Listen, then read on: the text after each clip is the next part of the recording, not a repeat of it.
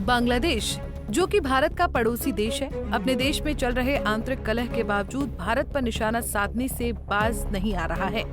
बांग्लादेश लगातार भारत के खिलाफ अपने विरोधी स्वर को तेज करते हुए हमलावर रहता है। ऐसे में अब भारत ने भी बांग्लादेश के विरोधी स्वर का जवाब उसी के अंदाज में देना शुरू कर दिया है, जिसके चलते भारत ने बांग्लादेश की ट्रांजिट सुविधाओं पर रोक लगा दी है। ऐसे में इस कदम को उठाकर भारत ने ये दिखा दिया है कि भारत से पंगा लेना कैसे बांग्लादेश के लिए महंगा पड़ सकता है। ऐसे में आइए विस्तार से जानते हैं कि कैसे भारत ने बांग्लादेश के अरमानों पर फेरा पानी।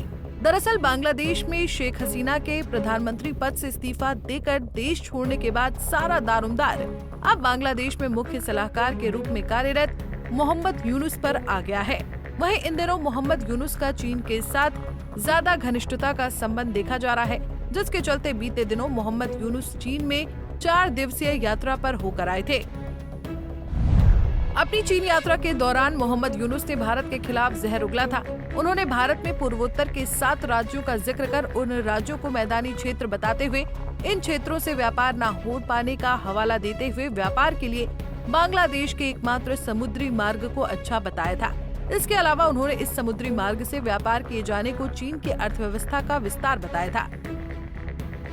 ऐसे में बांग्लादेश के इस जुबानी जहर का जवाब अब भारत ने आर्थिक प्रहार से दिया है।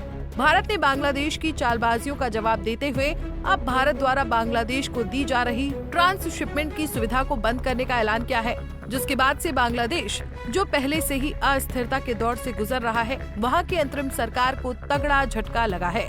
भारत ने बांग्लादेश को करारा जवाब देते हुए ये कदम उठाया है। वहीं मोहम्मद यूनुस, जिनके हाथों में इन दिनों बांग्लादेश की कमान है, वो भी सख्ते में आ गए हैं। हालांकि इस दुश्मनी के काम की शुरुआत खुद उन्होंने ही भारत के खिलाफ तीखी बयानबाजी करके की थी। ऐसे में भारत ने भी इस बयानबाजी को गंभीरता से लिया और यूनुस सरकार को उनके दिए गए बयान पर पछतावे का एहसास करा दिया। गौरतलब है कि भारत की ओर से ट्रांसशिपमेंट की ये सुविधा बांग्लादेश को 2020 से दी जा रही है, जब शेख हसीना बांग्लादेश की प्रधानमंत्री थी। इस ट्रांसशिपमेंट में बांग्लादेश को अन्य देशों से व्यापार के लिए भारत ने अपने बंदरगाह और हवाई अड्डों के रास्तों को इस्तेमाल करने की इजाजत दी थी, जिसके माध्यम से वो और देशों से व्यापार करता था। उसका ये व्यापार मिडिल ईस्ट से लेकर यूरोप तक के सभी देशों से होता था। इस मार्ग से बांग्लादेश के व्यापार करने का प्रमुख उद्देश्य बांग्लादेश की पहुंच को बढ़ाना था और भारत के इन व्यापारिक मार्गों द्वारा अपने व्यापारिक क्षेत्र का विस्तार करना था। हालांकि अब ये मार्ग, जो भारत से होकर बांग्लादेश को अन्य देशों तक व्यापार करने की इजाजत देता था, वो अब बांग्लादेश के लिए बंद कर दिया गया है। इस मार्ग को वित्त मंत्रालय, केंद्रीय अप्रत्यक्ष कर और सीमा शुल्क बोर्ड ने बंद किया है। सीमा शुल्क बोर्ड की ओर से एक नोटिस 8 अप्रैल को जारी हुआ है, जिसमें इस पुराने नियम को तत्काल प्रभाव से खत्म कर दिया गया है। हालांकि इस बीच जिस सामान का व्यापार इस नियम के बंद किए जाने से पहले किया गया था, उसका व्यापार पुराने नियम के आधार पर ही किया जाएगा। वहीं इस सुविधा को बंद किए जाने को लेकर विदेश मंत्रालय की ओर से प्रवक्ता रणधीर जायसवाल का बयान भी सामने आया है, जिसमें उन्होंने इस सुविधा को रोके जाने को लेकर कहा कि ट्रांसशिपमेंट की वजह से भारतीय बंदरगाहों और हवाई अड्डों पर भीड़ ज्यादा हो जाती थी, जिसके कारण भारत को अपने सामानों को निर्यात करने के लिए इंतजार करना पड़ता था। वहीं इन सामानों की लागत भी ज्यादा हो गई थी, इसलिए इन परिस्थितियों को देखते हुए हमने इस सुविधा को बंद कर दिया है। हालांकि बांग्लादेश का नेपाल और भूटान की ओर जाने वाला सामान भारत के रास्तों से होकर जा सकेगा।